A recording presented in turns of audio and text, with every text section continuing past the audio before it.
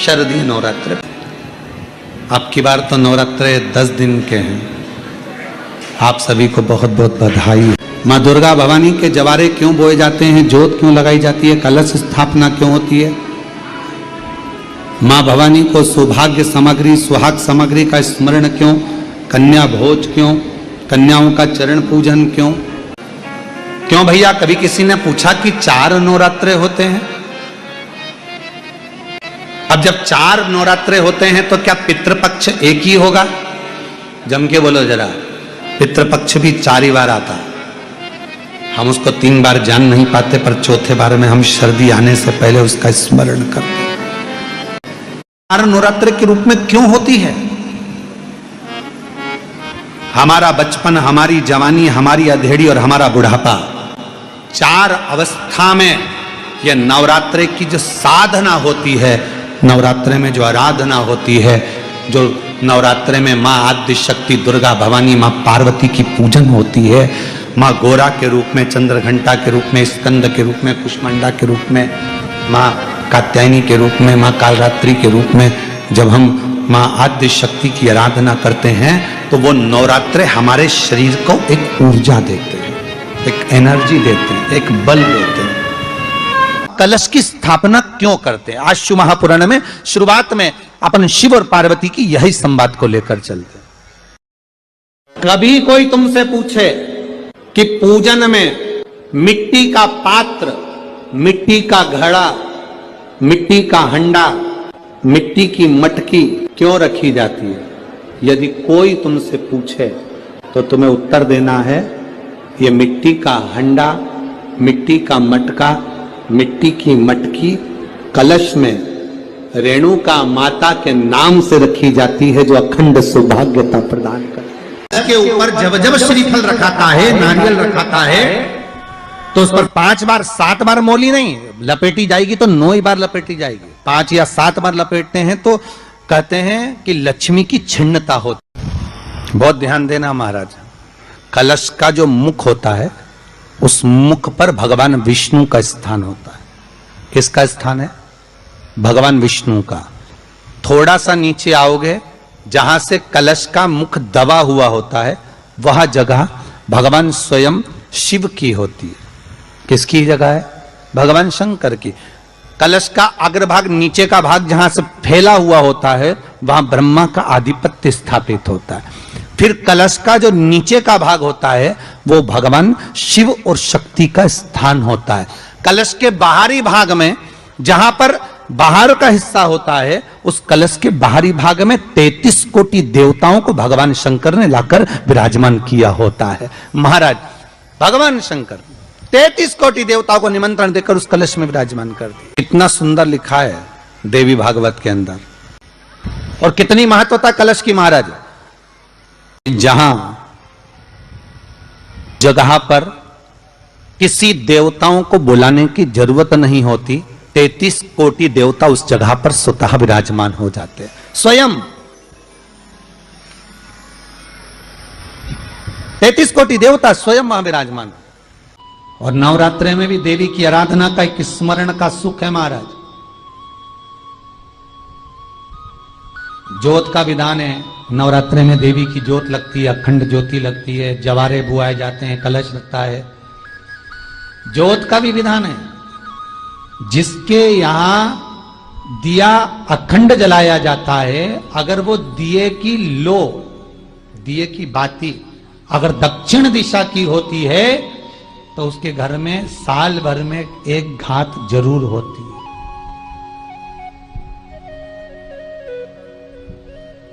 जो दिया अखंड जलता है, उसकी बाती का मुख दक्षिण का नहीं होना चाहिए। अगर आपने देवी भागवत का स्मरण कराओ, देवी भागवत को अगर सुना हो, तो देवी भागवत में स्पष्ट किया गया कि पूर्व की ओर मुख करा हुआ दिया, अर्थात पूर्व की ओर ज्योत जो जलाई जाती है, वो संपदा की वृद्धि करती है।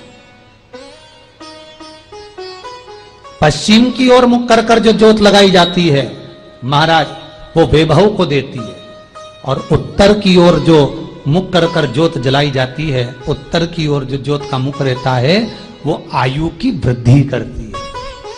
घर में अकाल मौत को रोकती है। नवरात्रे का जो भाव तत्व है उसको भी अच्छे से समझ लेना। दक्षिण की ओर जोत ना लगाएं। अगर आपको लगाना है पूरब की लगाएं, पश्चिम की लगाएं या उत्तर की लगाएं, देगी वो मारा। साधारण नहीं है मेरी माता। तात्विक सुख का आनंद देने वाली, लाभ तत्व प्रदान करने। और नवरात्रि में भी अगर आपकी कोई कामना है, आपकी अगर इच्छा है, आपका मन है, तो जगत जननी की आराधना करो। पति और पत्नी में अगर क्लेश है तो जगदम्बा के मंदिर में मक्खन चढ़ाओ, प्रेम बढ़ जाएगा। आपको लगता है कि पति कोई अन्य स्त्री से लगा हुआ है या परिवार टूट रहा है, तलाक तक पहुंच गया है, तो माता के मंदिर में आप ध्वजा लगवाइए, उस ध्वजा पर मक्खन लगाकर लगवाइए, आपको लाभ मिलेगा। महाराज, यदि आपको लगता है कि बच्चे बहुत ज्यादा अपशब्द बोल रहे हैं, मुंह चला रहे हैं और प्रेम नहीं रख रहे, तो माता के मंदिर में लाल पुष्प, लाल चंदन और लाल चूड़ी मां को समर्पित करिए, प्रेम बढ़ेगा। बच्चा कभी आप जी से कम नहीं बोलेगा, प्रेम की भाषा निकलेगी मुंह से। दुनिया वालों से पूछो कि नवरात्रि में कन्या भोज क्यों कराते हो। दुनिया वालों से पूछो कि नवरात्रि में बेटियों को क्यों ढूंढने जाते हो। दुनिया वालों से पूछो कि नवरात्रि की अष्टमी और नवमी पर कन्या का पूजन क्यों करते हो। क्योंकि दुनिया वालों को ये मालूम पड़ना चाहिए कि देवी भागवत में लिखा है, एक कन्या एक बेटी जब किसी के घर में मुख झूठा करती है, एक बेटी एक कन्या जब किसी के घर में भोजन करती है, तो उसके भंडारे कभी खाली नहीं रहते। इसलिए कन्या पूजन किया जाता है, इसलिए बेटी का पूजन किया जाता है। मां जगत जननी की आराधना, जगदम्बा की उपासना। नवरात्रि में 9 दिन में से कोई एक दिन ऐसा ले लो जिस दिन कन्याओं का भोजन कराओ, साथ में उनको लाल चुनरी ओढ़ाओ या कोई लाल वस्त्र, लाल पूजन की सामग्री उनको दो, सुख मिलेगा, आनंद आएगा। नवरात्रे जब बढ़कर आते हैं, 9 दिन से अगर 10वें दिन नवरात्रे बढ़ जाते हैं, नवरात्रे अगर एक दिन भी बढ़कर आते हैं, तो मां जगत जननी की आराधना करने वाले, साधना करने वाले भक्तों को जितना फल नवरात्रि का प्राप्त होता है, वो 10 गुना फल नवरात्रि में प्राप्त होता है। अगर नवरात्रे एक दिन बढ़ जाएं, 10 दिन के नवरात्रे हैं अब की बात।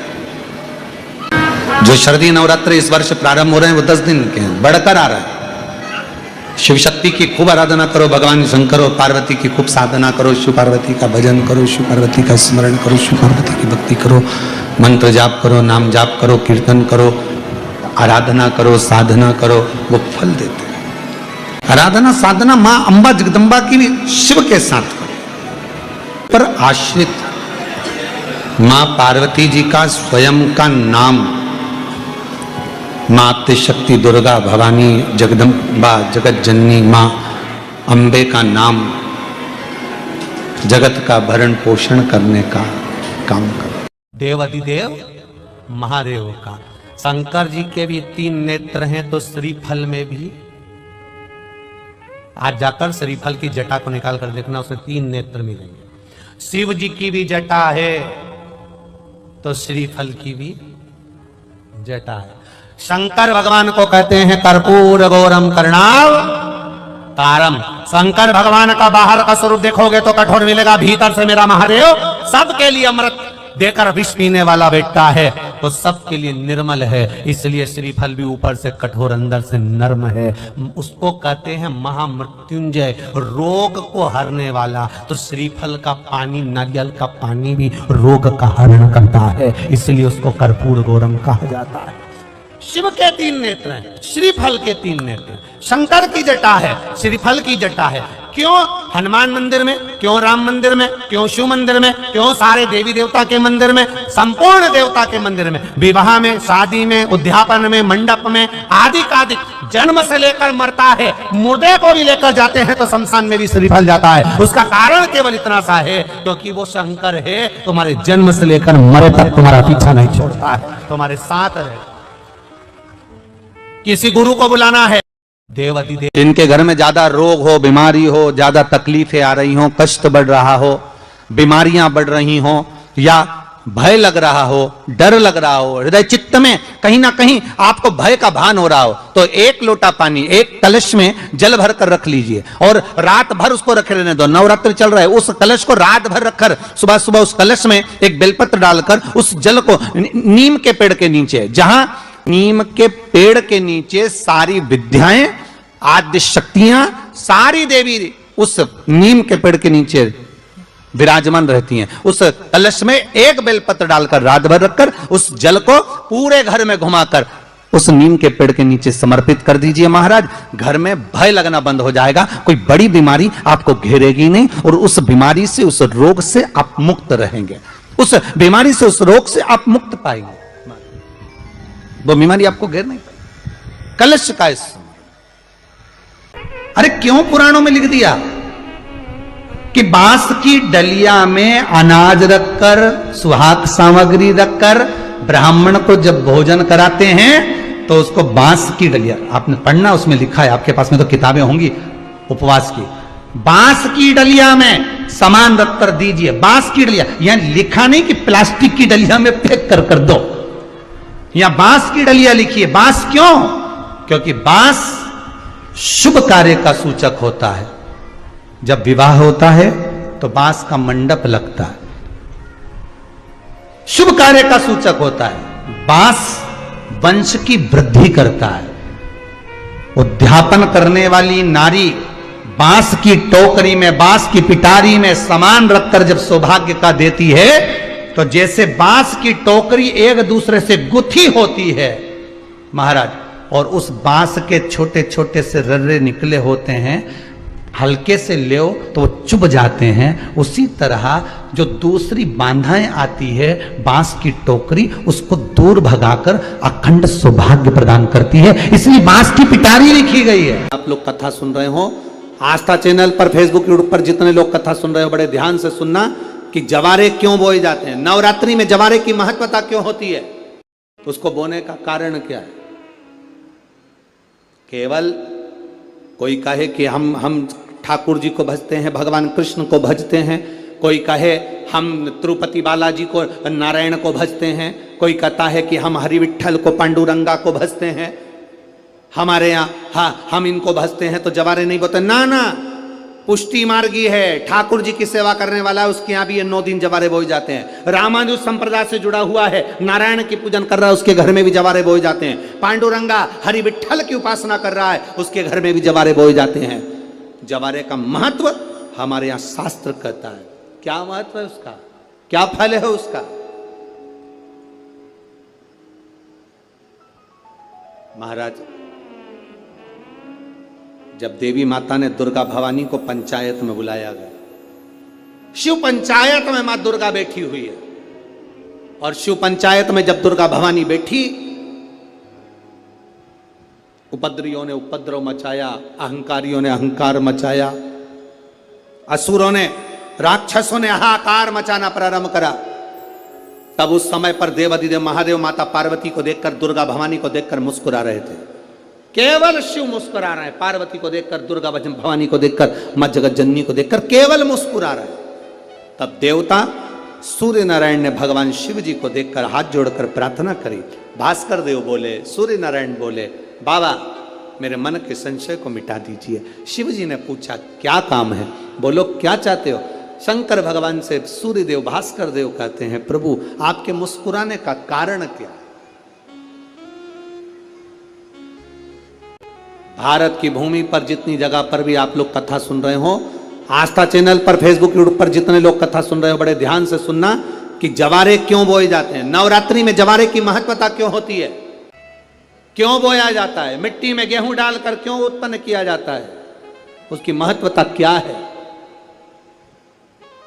सूर्य नारायण पूछ रहे हैं भगवान देवाधिदेव महादेव से, आप दुर्गा भवानी को देखकर मुस्कुराए, आप हंसे हैं, आपके चेहरे पर प्रसन्नता आई है, कारण क्या। और महाराज देवाधिदेव महादेव ने कहा, यहां भगवान विष्णु, गणेश जी, भास्कर देव, आप सब बैठे हो। असुरों ने आक्रमण कर दिया, असुरों ने आक्रमण करा है और वो असुर आक्रमण कर दिए हैं तो वो असुर प्रवेश कर रहे हैं, उपद्रव मचाकर, हाहाकार कर कर नष्ट करने वाले हैं इस पूरी पृथ्वी को। तो फिर उसको बचाएगा कौन, कैसे बचेगा?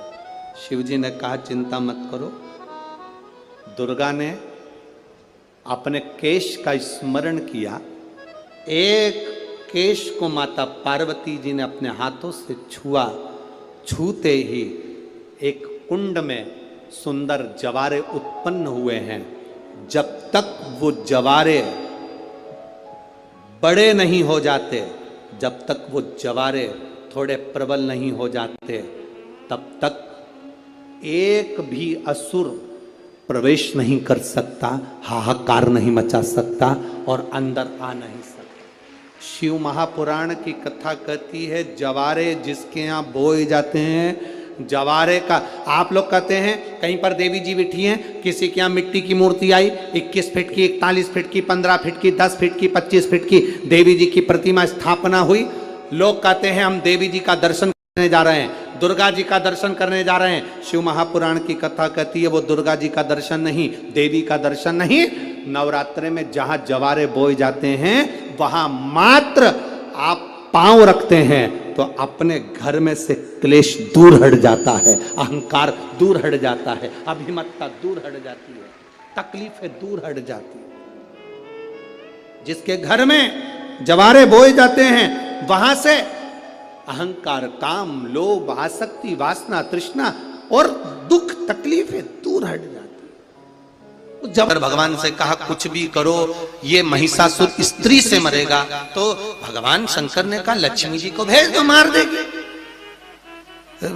भगवान विष्णु बोले रहने दो दादा, ऊ में इतनी दम नहीं है कि मार दो।